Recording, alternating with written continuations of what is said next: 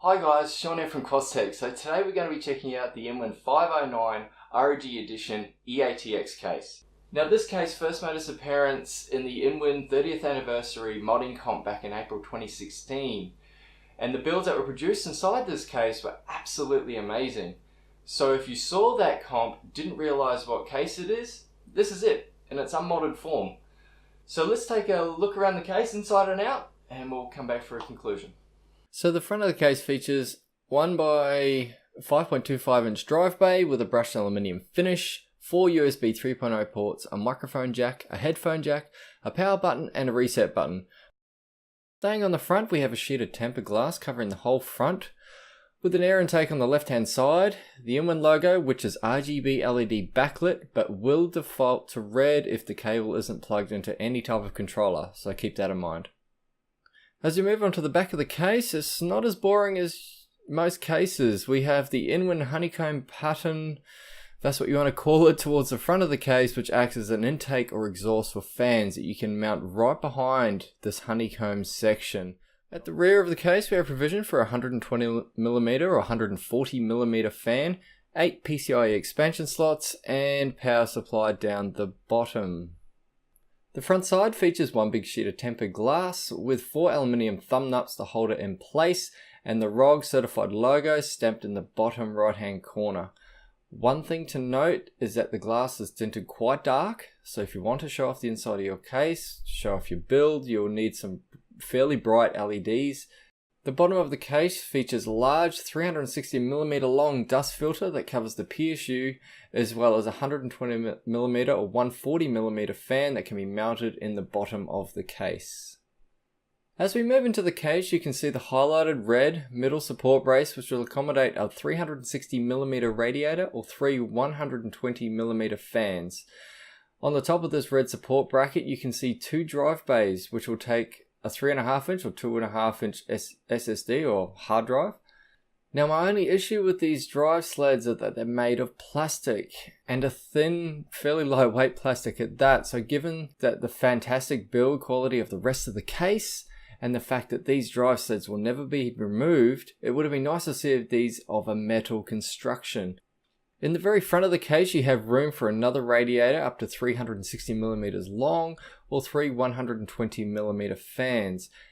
At the back of the case, you have these 3 interchangeable SSD or fan trays that can be removed or swapped out to the front like so for a completely custom layout for fans or SSDs. As we look at the motherboard tray, you can see that this case will take anything from an ITX to E-ATX motherboard, but there is a but. The cable grommets or pass-throughs are only suited to E-ATX.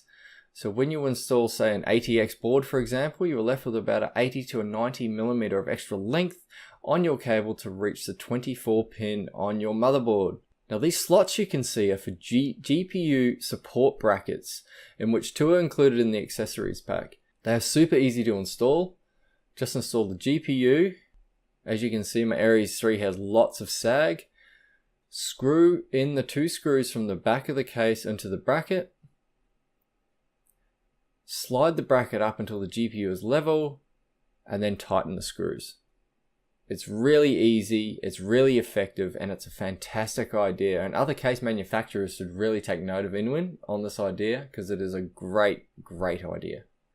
At the very bottom of the case, there is a 3-bay drive cage, all with hot swap hard drive sleds. Now this entire drive cage is removable with a single screw and can be relocated to the front, all removed altogether to give you plenty of real estate inside the case.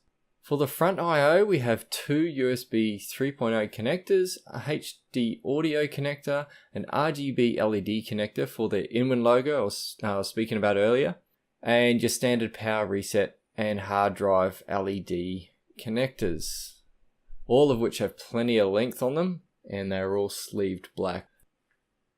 Now, one area that kind of gets overlooked is the space behind your motherboard tray. And a lot of people fall into the trap of thinking they can jam lots and lots of cables behind their tray using cable extensions or just a lot of cables in general. But this case, long story short, you cannot use cable extensions. There is very little room behind the motherboard tray, and if you want to go custom cables, then you'll have to go a full proper set, not extensions. So in the accessories bag, you get a bunch of cable ties, 2 3M strips to go in your GPU brackets to avoid scratching, 4 rubber feet for the bottom of your case, the 2 GPU brackets themselves, the LED power, SATA to LED power just for your front Inwin logo, some fan screws, power supply screws, and other screws.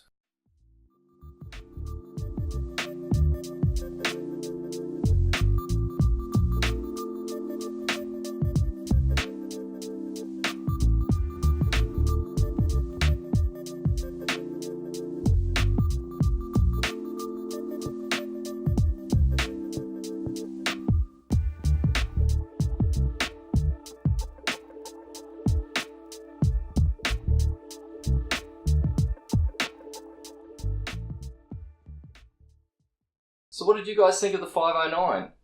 Personally, I think it's great value for $199, given the fact you've got tempered glass side, tempered glass front, plenty of water cooling options, and overall great build quality. Personally, for a little bit of extra money, I'd love to have seen Inwin go with the metal drive sleds up in this top section. But if their intention was to build a case for sub $200 and that would have pushed them over the edge, then I can understand their reasoning for not doing this. But this case is perfect for someone who just wants to throw a couple of rads in, have a single basic loop, a couple of graphics cards and a CPU underwater, because this case, for an E-ATX case, isn't massive. So if you don't have a lot of room but you want to do water cooling, this case is absolutely perfect for you. Now, if you're someone who doesn't like dust and fingerprints, or having to clean dust and fingerprints all the time, this case is probably not for you, because it does attract dust and it does attract fingerprints if you're in and out of your case a lot. Let me know what you think in the comments of the 509. Would you build in it? What would you put in it? Give us some ideas about what would you build inside this case. I'll be doing a follow-up video soon with my upcoming build. So until then, that's all for me. I'll see you in the next video.